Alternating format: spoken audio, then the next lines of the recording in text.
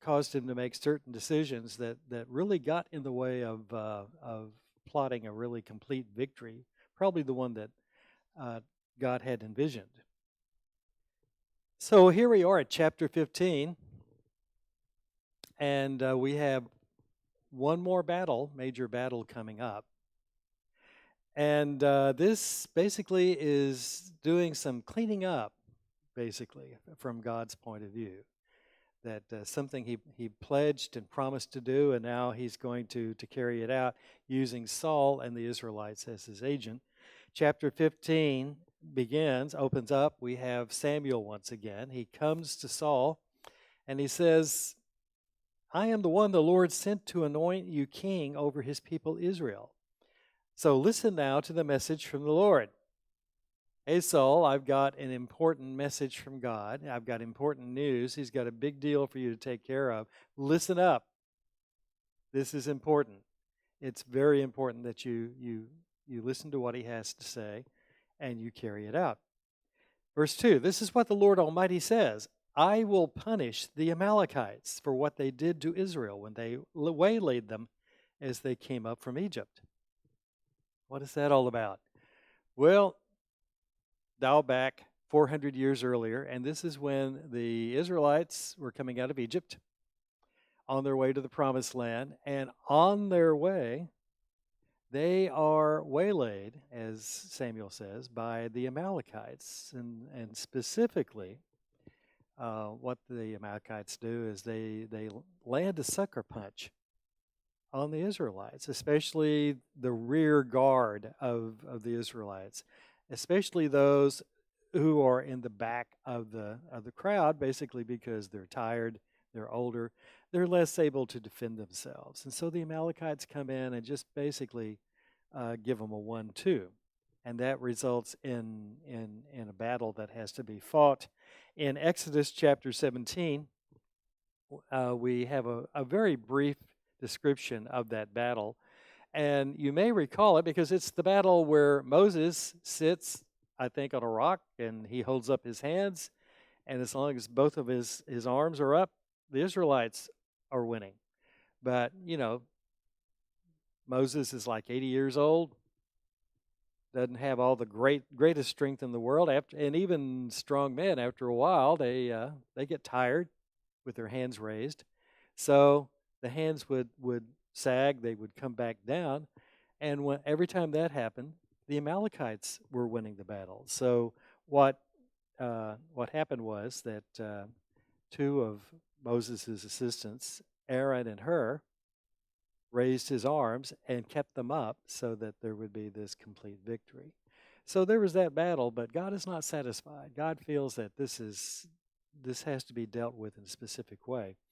So in Deuteronomy, Moses specifically tells Joshua, take this down. He says, remember what the Amalekites did to you along the way. When you were weary and worn out, they attacked all who were lagging behind. These are people who have no fear of God. So God is going to do something about that. He says, you shall blot out the name of Amalek from under heaven. Do not forget. And of course, God did not forget. The time has come to take care of this little chore, and Saul is going to be his appointed agent to carry it out. Verse 3, Samuel continues. He says, now go, attack the Amalekites, and totally destroy all that belongs to them. Totally destroy. Go back to the original Hebrew. Samuel uses a word that said that, and I'm probably mispronouncing it here, so bear with me, but the original word is heherem, which means totally destroy. It means total, complete judgment.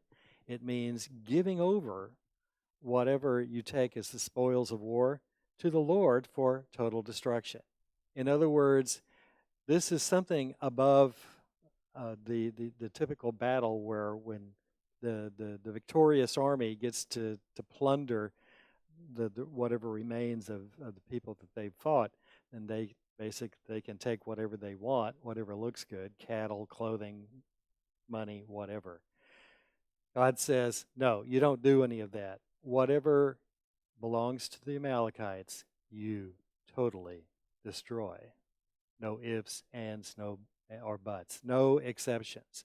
I want total annihilation of the Amalekites. I want them wiped off the face of the earth to be remembered no more. In fact, that's what Samuel says.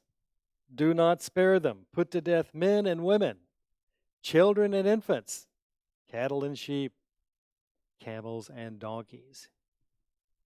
It's very interesting that the word that I referred to, Heharim, is used at least 7 times, or it appears in 7 verses in this chapter. Gee, there's that number 7 again. I wonder if that means anything. Well, Saul has his marching orders. Verse 4. So Saul summoned the men and mustered them at Telaim, 200,000 foot soldiers and 10,000 from Judah. Interesting how they keep separating out the men from Israel as opposed to the men from Judah. It gives you an idea about one of the political factions that will always be an issue and will bubble up as you get into the history of the Israelites. Verse 5, Saul went to the city of Amalek and set an ambush in the ravine. Then he said to the Kenites, this was a neighboring group of people, basically innocent bystanders. They have nothing to do with what happened in history. God has no issue with them. Saul tells them, go away, leave the Amalekites, so that I do not destroy you along with them. Obviously, in the heat of battle, you're not going to be able to tell who's the Amalekite, who's the Kenite. You know, in the heat of war, the response is going to be kill them all. So get out of the way, and so that we don't do anything to you guys. In fact, we don't want to do anything to you because you showed kindness to all the Israelites when they came up out of Egypt. So the Kenites moved away from the Amalekites. Then Saul attacked the Amalekites all the way from Havilah to Shur, near the eastern border of Egypt. So far, so good. Saul has shown remarkably good judgment. And he's shown his military smarts by laying the trap that will capture the Amalekites, where he can vanquish them. So far, so good. But look at verse 8. He took Agag, king of the Amalekites, alive, and all his people he totally destroyed with the sword. Heharim. Yeah, he took care of the Amalekites. They're wiped off. But Saul and the army spared Agag. Why? Why did he spare the king? Did he take pity on the king? Did he feel like, hey, he's a king, I'm a king, gee, good diplomacy and good politics dictates that, not a good idea to put the king to death. After all, the shoe were on the other foot. I would want to be spared. Maybe Agag promised to give Saul the password to his Netflix account. I don't know what happened, but maybe he just looks at Agag and says, hey, he's not so bad. He's, I bet he could play a good round of 42. Whatever. He takes Agag alive. He spares him. Not only Agag, but the best of the sheep and cattle, the fat calves and lambs, everything that was good.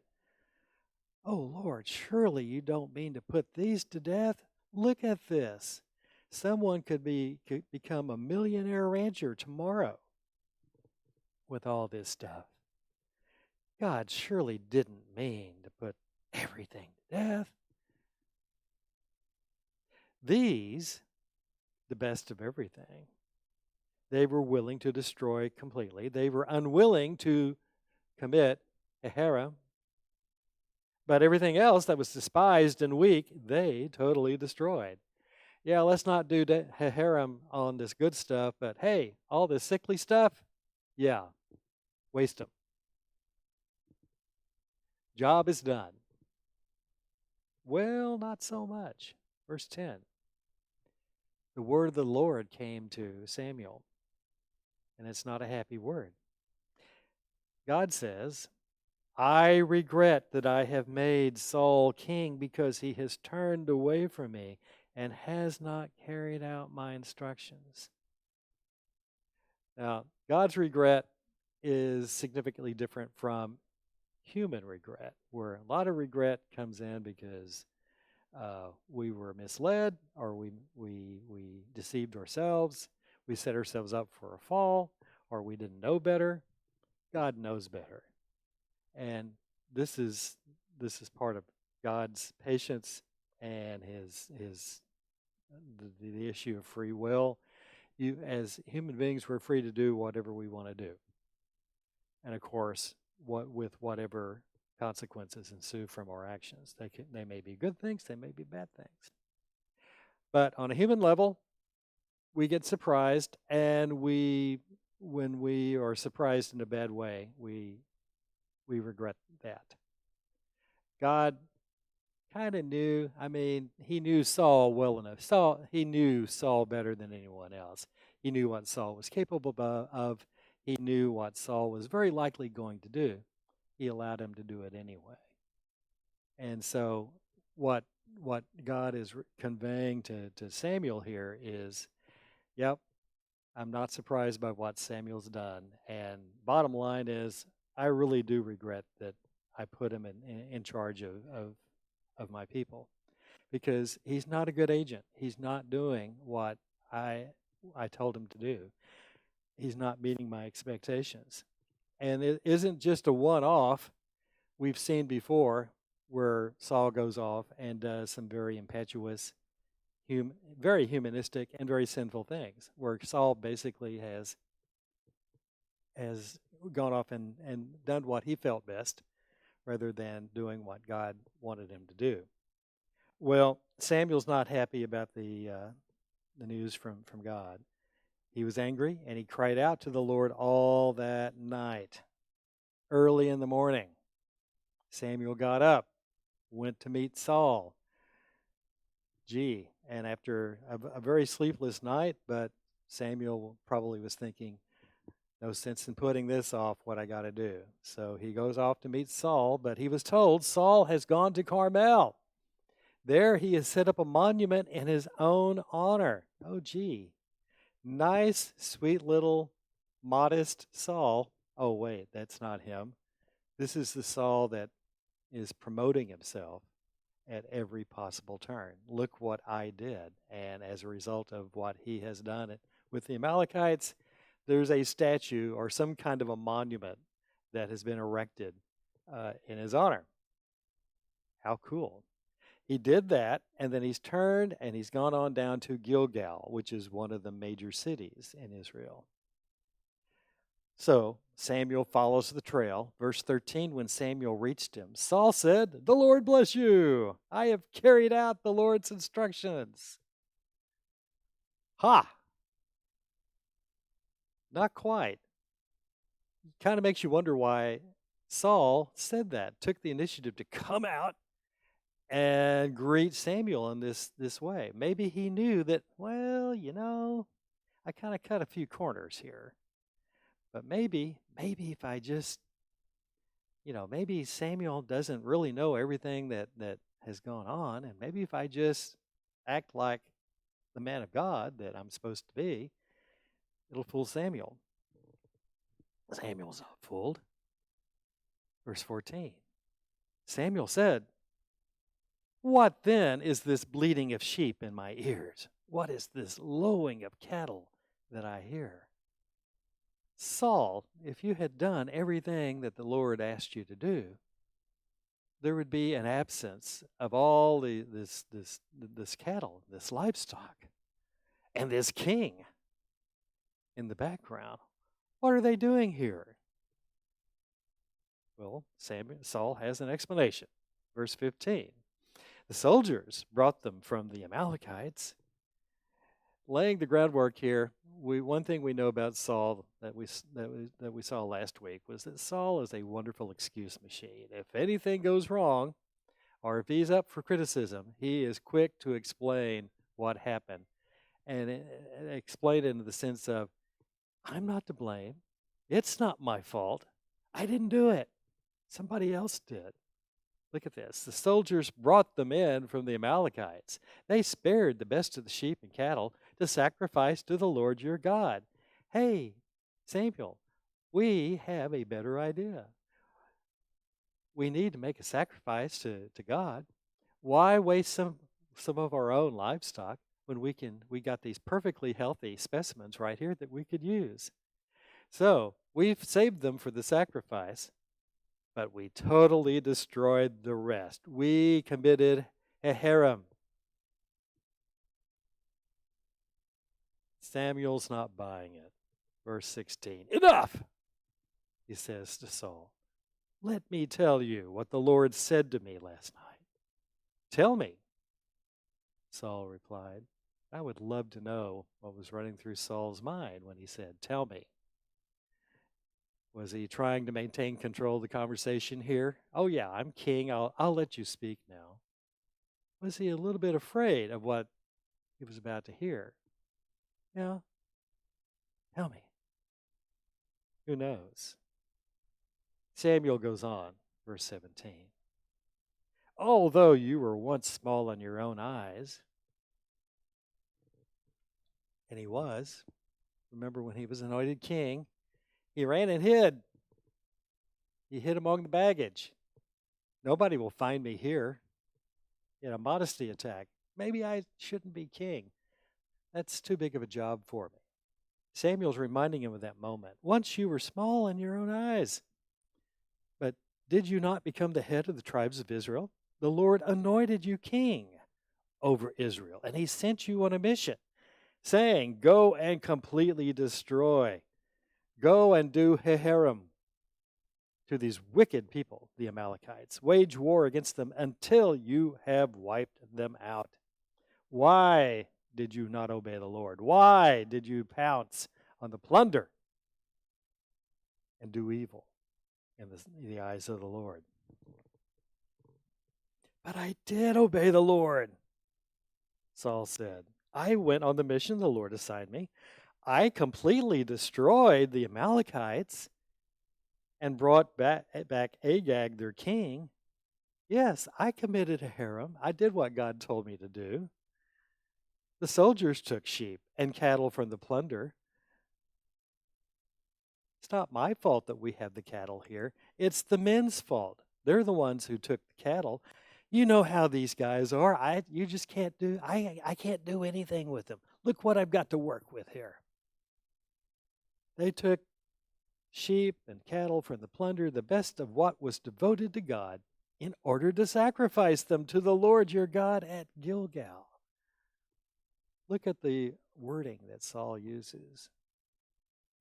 We are saving this cattle, all these sheep and cattle, to sacrifice to the Lord your God. Not the Lord my God, not even the Lord our God. Saul, this may have been a little slip of the tongue on Saul's account, where basically he reveals his true self here. He is revealing where he stands with God, which is, I don't want any part of him. Keep away from me. Look, doing military stuff and ruling the country, that's my business. Dealing with God, that's your business, Samuel. You're supposed to keep him under control. Well, Samuel has an answer to all that. Samuel replied, Does the Lord delight in burnt offerings and sacrifices as much as in obeying the Lord? To obey is better than sacrifice, and to heed is better than the fat of rams. This is an issue, or this is a lesson that the Israelites throughout history will have trouble remembering.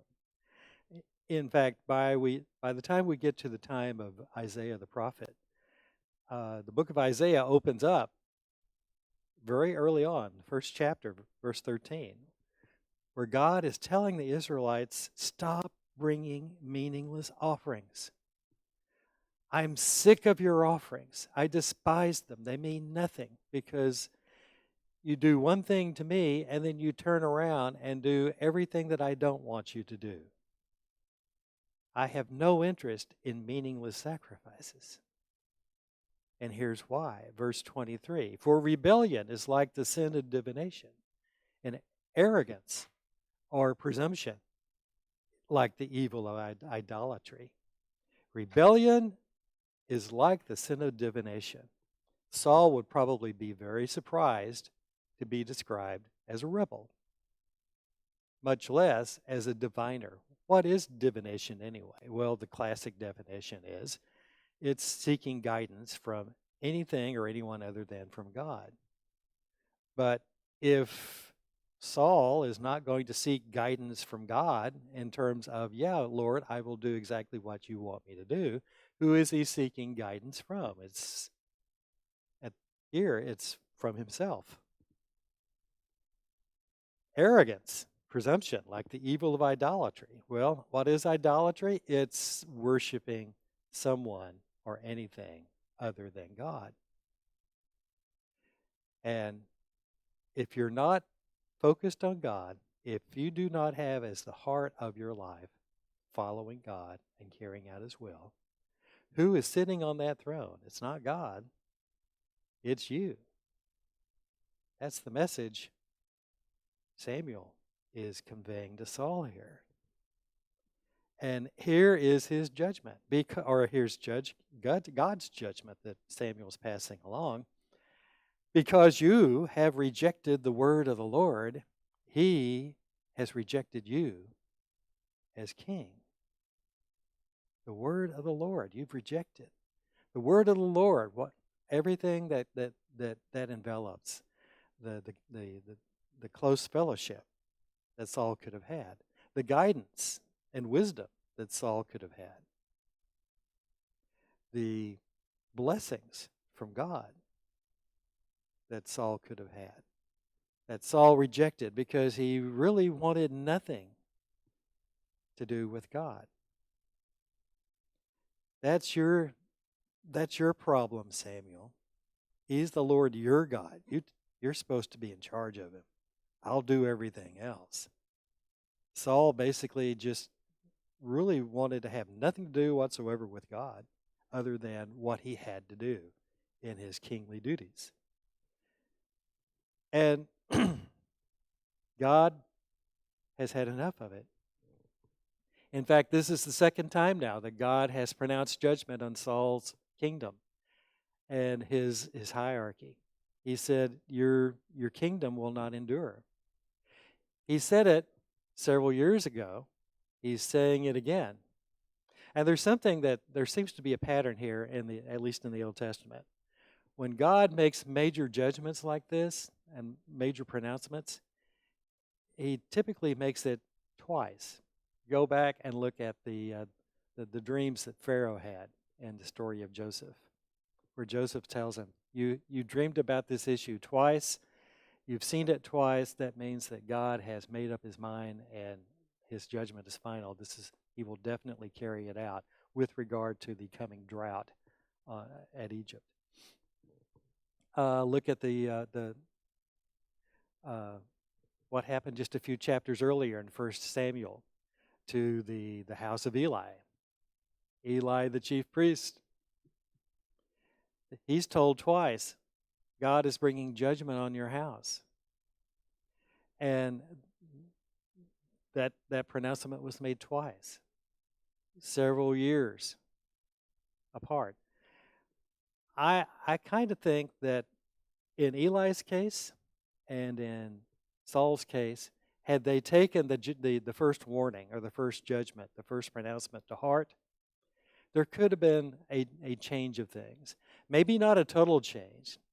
In Saul's case, not necessarily that he and his household would reign as kings of Israel forever and ever. But there might have been a different outcome, something much better than what actually happened to Saul and his family. Keep in mind in the story of Jonah, where Jonah is sent to Nineveh to preach a pronouncement from God saying, 40 more days, and I am going to wipe you guys out because you were so ungodly, and you were sinful, and you will not repent. Well, what happens to the people of Nineveh? They repent. What does God do? He does not bring on the punishment or the judgment that he had threatened. So there was, there could have been this lingering period where if Saul had just basically done some basic repentance, had turned around and really started to get to know God better and start to follow God better, there might have been a different outcome. But it's too late now. God's made up his mind. He's made this judgment. Your kingdom will not endure. You have been rejected. I'm going to someone else to serve as king over this country. Saul knows he's in trouble. Verse 24, he tells Samuel, I've sinned. I've violated the Lord's command and your instructions. I was afraid of the men, and so I gave in to them. One last excuse making. Oh, gee, have pity on me, Samuel. I just, I just couldn't help myself. I was afraid of these men. Now I beg you, forgive my sin and come back with me so that I may worship the Lord. Oh, come on, Samuel. Be a good guy. Can't be that bad. Whatever you want me to do, I'll do it. If you'll just forgive me and we can go back to the way it was. But Samuel said to him, I will not go back to you. You have rejected the word of the Lord, and the Lord has rejected you as king over Israel. Saul, you didn't hear me the first time. You have been rejected. You're not going to be king anymore, or not at least much longer. God will set in motion the series of events where you will be replaced and rejected as king.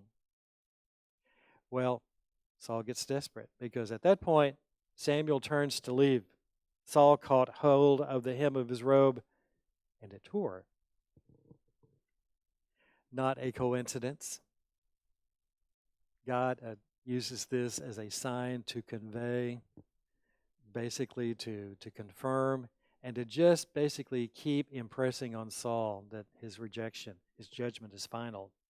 Samuel said to him, the Lord has torn the kingdom of Israel from you today and has given it to one of your neighbors, to one better than you. He who is the glory of Israel, meaning God, this is the only time or the only place in the Old Testament that phrase is used to describe God and who God is.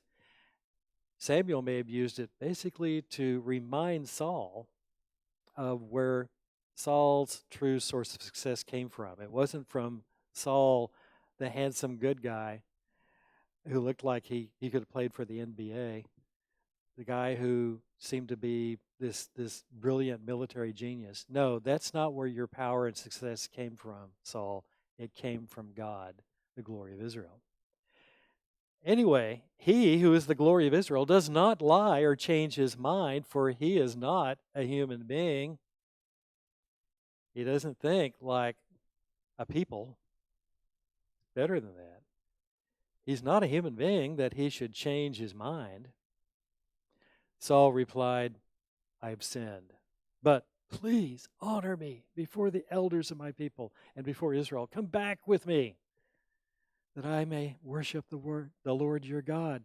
There's the Lord your God again. And here, Saul is getting a little bit desperate. It's almost like, hey, Sammy baby, come on, help me out here. If you go out, if we need to present a united front here. If you go out and then I come out, someone's going to start thinking that they need to do something about this.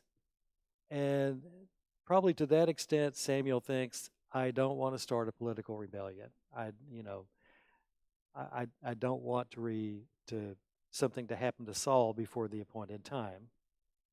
So Samuel went back with Saul, and Saul worshiped the Lord. Then Samuel said, bring me Agag, king of the Amalekites. We've forgotten about him. And here, this particular verse there's some disagreement among the major translations about how that should be translated. NIV says Agag came to Samuel in chains. There are other interpretations that say Agag came to Samuel cheerfully, all full of smiles, thinking surely the bitterness of death is past. Hey, the worst is over. If anything was going to happen to me, it would have happened by now. I'm good. And besides, Saul and I have been getting along pretty well. What could possibly happen? King James says that Agag approached Samuel very delicately. And the Message says that Agag was dragging his feet. So there's a little trepidation there, but Agag thinks, okay, I'm going to make it. I'm going to make it on my own. And thinks, well, I'll have a happy day. I'll be able to return home and, do whatever I want to do. But Samuel said, as your sword has made women childless, so will your mother be childless among women. Oops. Not the thing you want to hear, not the thing you expect to hear if you think you're past all the blood and violence. And Samuel put Agag to death before the Lord at Gilgal. That's the NIV translation. NIV really cleans up the verse because at least 3 other translations are much more explicit, much more gory.